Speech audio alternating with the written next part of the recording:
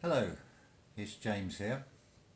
I'm going to offer a solution to the question of the true shape of the Earth. Now, for those of you that think it is a globe, I'd say you are correct. For those of you who think the Earth is flat, I would also say you are correct. For those of you that think the Earth is hollow, I would also say you are correct. So you're probably wondering how you can have flat, globe and hollow all in one. It's very simple. If you look at things in nature, you will see repeat patterns. For example, the difference in DNA between all living life forms is just 2%, and look at the huge variety that you have. Now, what's made me think partly about this is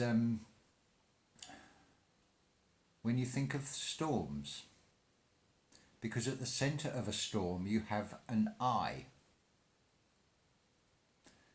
So, if you turn an eye on its side, this is what you've got.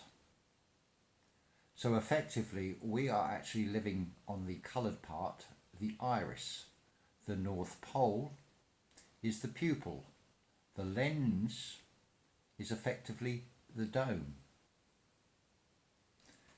And therefore it allows for it to also be hollow. Because let's face it, the deepest drilling is about 7.5 miles or 12 kilometres.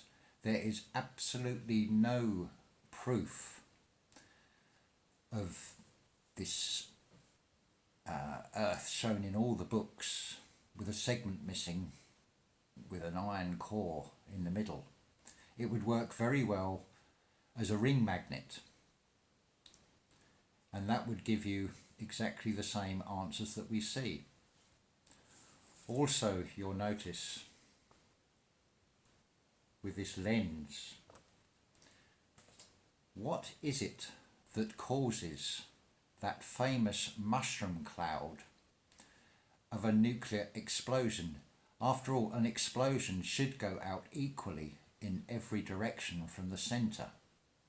So why does it form that distinctive shape if it wasn't for the fact that it is actually hitting the dome?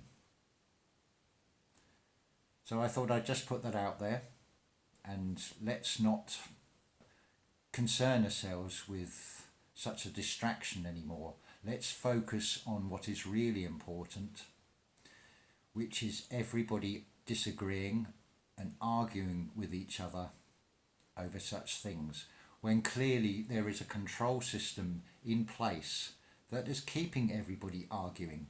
The United States alone seems to be divided between those in favour of Trump and those that are against Trump. And again, it's a repeat pattern all around the world, but we must bear in mind it's politics.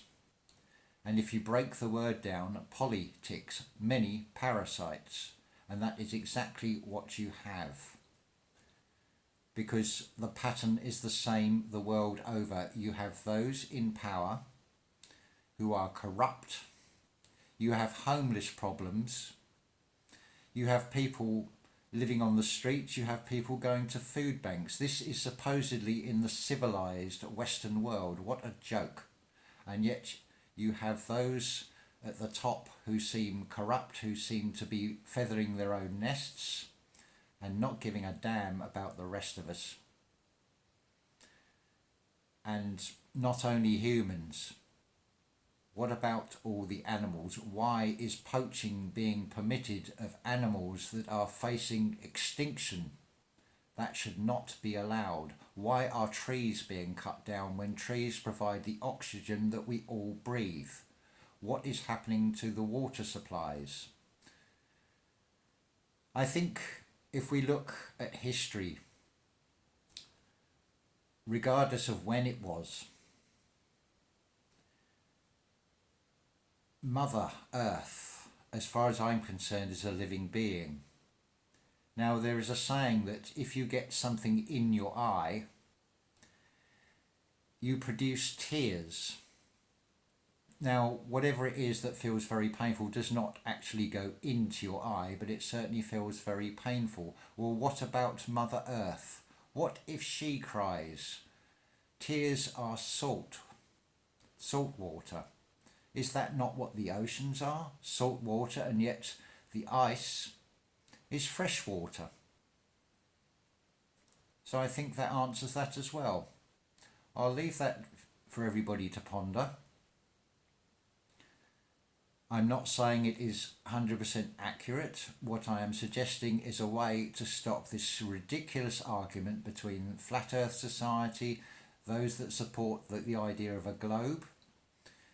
Now, also another point I want to make here, if you look at all the YouTube videos that people submit showing what these planets, which takes its name from the Greek word planeta, meaning wandering star, they look nothing like these renditions from NASA. Some of them are actually hexagonal, but one thing they do all share in common is they have a central circle, surprisingly, all facing directly towards Earth. And it makes me wonder about the saying that all eyes are upon us. Maybe that is just exactly what they are. Maybe these other planets and worlds are exactly that, eyes looking upon us.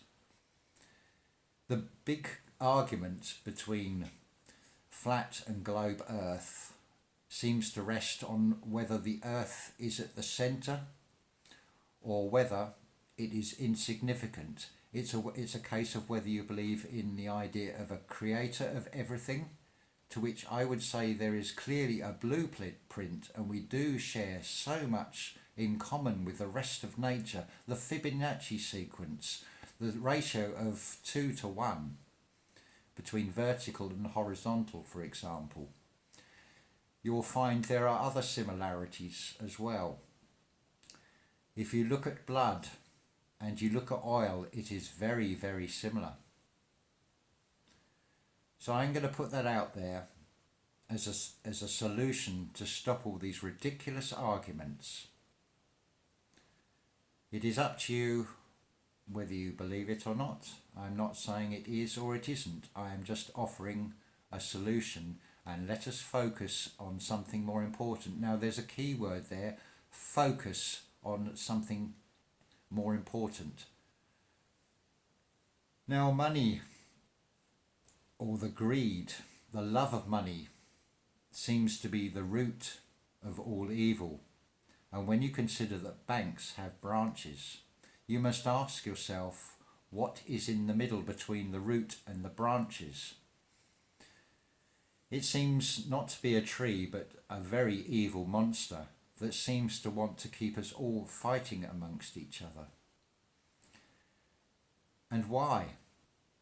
I don't want to be fighting with anybody. I just want to be getting on with living my life, and I'm sure the rest of you are the same, that unless you are a complete psychopath and you actually enjoy killing. Certainly there seems to be some people who take great pleasure in hunting animals and shooting them just to mount them as trophies and be proudly displayed with them. Well, those people I do not have any love and compassion for. The fact that they would hurt and kill an animal and take away a parent of a baby, that is all wrong. That is all I have to say on this video for now. Thank you.